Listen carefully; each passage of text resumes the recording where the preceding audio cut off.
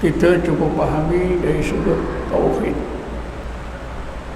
Burung terbang, mengembangkan sayap, mengencurkan sayap. Sayap yang kembang kencur ini dinamakan sebab, diistilahkan sebab. Burung itu terbang atau terbang yang burung itu diistilahkan musabbab. Ma yumsikuhunna illa rahman, tidak ada yang menerbangkan burung itu pada hakikatnya kecuali Allah. Jadi Allah yang menerbangkan, atau qudrat dan iradah Allah yang menerbangkan burung itu diistilahkan musabbibal asbab. Jadi dalam ayat ini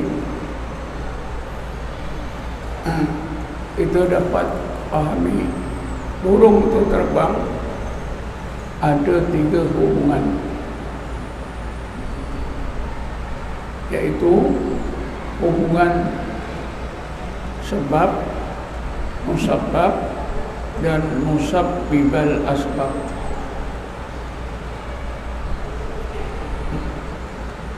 Sebab ialah sayap burung yang kembang kencur, itu sebab. Musabbab, burung itu terbang.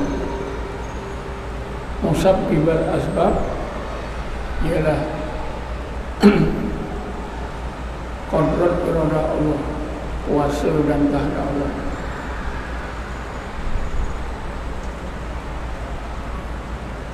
Makan,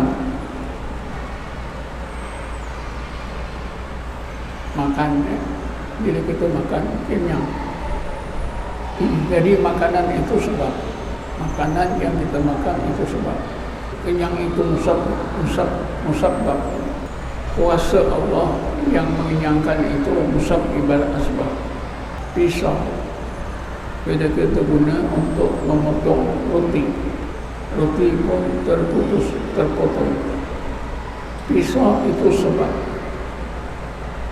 Terpotongnya roti itu musabbab, tapi qudrat iradah Allah itu musabbibal asbab. Obat yang kita makan itu sebab, sembuhnya penyakit musabbab. Qudrat iradah Allah musabbibal asbab. Kita diajar dalam Islam ini 3 hubungan, sebab, musabbab, dan musabbibal asbab. Allah berfirman mengenai 3 hubungan ini. Bismillahirrahmanirrahim. Wa anzalallahu minas sama'i ma'an fa ahya bihil arda ba'da mautiha. Allah menurunkan dari langit air. Dengan air itu Allah hidupkan pokok-pokok sesudah mati. Jadi air yang menyirami bumi, menyirami pokok, air itu sebab. Pokok itu hidup musabbab, tapi qudrat iradah Allah yang menghidupkan. Pada hakikatnya yang menghidupkan pokok itulah musabbibal asbab.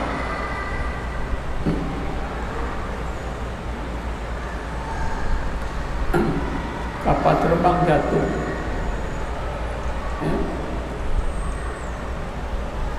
sebabnya enjinnya rosak. Enjin rosak itu sebab. Jatuhnya kapal terbang itu musabbab, tapi qudrat iradah Allah itulah musabbibal asbab. Kita dah tahu 3 hubungan, maka wajib kita mengadakan sebab. Lapar, makanan itu sebab. Jadi bila lapar, taklah kita makan. Jadi bila kita makan, kita tak bodoh. Kalau kita tak mau makan, kita kata Allah yang mengenyangkan, bukan makanan, itu kita dianggap bodoh.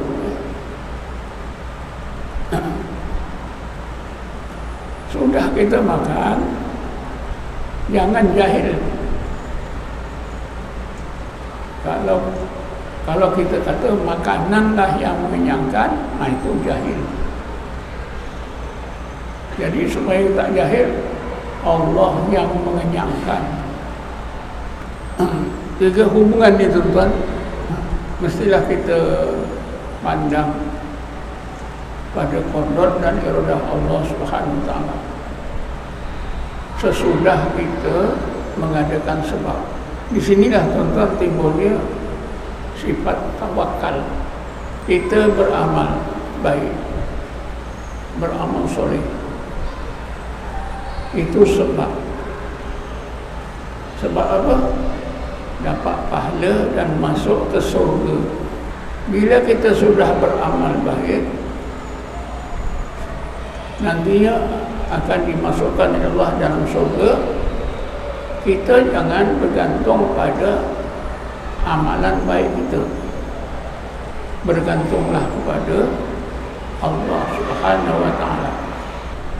Kalau kita bergantung pada amal baik kita, kita tak bergantung pada Allah, cacatlah sifat tawakal kita, rosak tauhid kita. Sebab itu Rasulullah SAW bersabda, la yanju ahadukum fi amalihi. Qalu wala anta ya Rasulullah. Rasulullah bersabda, seseorang kamu tidak akan lepas daripada siksa neraka disebabkan amal-amal solehnya.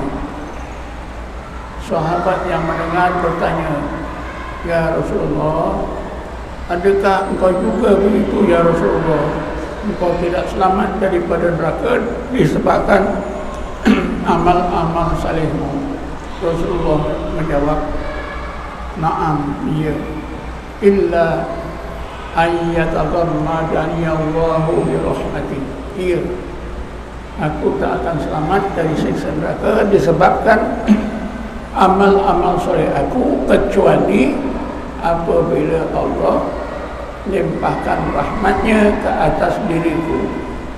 Ini bermakna Nabi beribadat bersungguh-sungguh, tapi Nabi tidak bergantung pada sebab. Ibadat itu sebab. Nabi tetap bergantung pada rahmat Allah, pada qadar dan iradahnya. Ini menunjukkan bahawa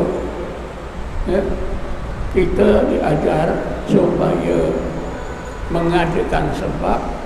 Sesudah ada sebab, jangan bergantung pada sebab, bergantunglah pada rahmat Allah, pada qadar dan iradah Allah, pada pertolongan Allah yang maha sempurna.